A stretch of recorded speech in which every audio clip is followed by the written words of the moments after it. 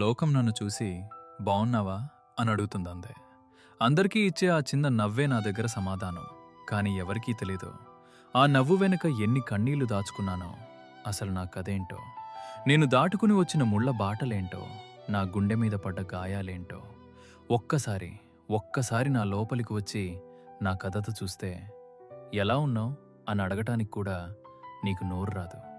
కళ్ళ ముందున నరకాన్ని భరిస్తూ గుండె నిండా భారాన్ని మోస్తూ అసలు ఎలా ఉండగలుగుతున్నావురా అని అడుగుతావు. చూసేవాడికి ఇది కేవలం ఒక జీవితం, కానీ అనుభవించే నాకు ఇది ప్రతి నిమిషం చేస్తున్న యుద్ధం. ప్రతి ఉదయం లేస్తే ఇంకో రోజు మొదలైంది అనిపించదు, ఇంకో పోరాటం మొదలైంది అనిపిస్తుంది. మనసు ఓడిపోవాలనుకుంటుంది, కానీ పరిస్థితులు గెలవమంటాయి. అందుకే నవ్వుతూ బ్రతకటం నేర్చుకున్నాను. ఎవరితోనూ చెప్పలేని బాధలు, గుండెల్లోనే దాచుకున్న మాటలు, రాత్రిళ్ళు నిద్రపోనివ్వని ఆలోచనలు.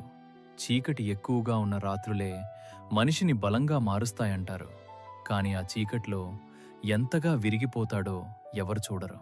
కొన్నిసార్లు ఇంతకీ నేను ఎందుకిలా బ్రతుకుతున్నాను అని కూడా అనిపిస్తుంది. కానీ వెంటనే ఇంతవరకు వచ్చాను కదా అని ముందుకు నడుస్తాను. ఎందుకంటే నా కథత ఎవరికీ అర్థం కాకపోయినా నా పోరాటం నాకు తెలుసు. ఒకరోజు ఈ బాధలన్నీ కథగా మారతాయి. ఆ రోజున ఈ కన్నీళ్లు గర్వంగా మారతాయి.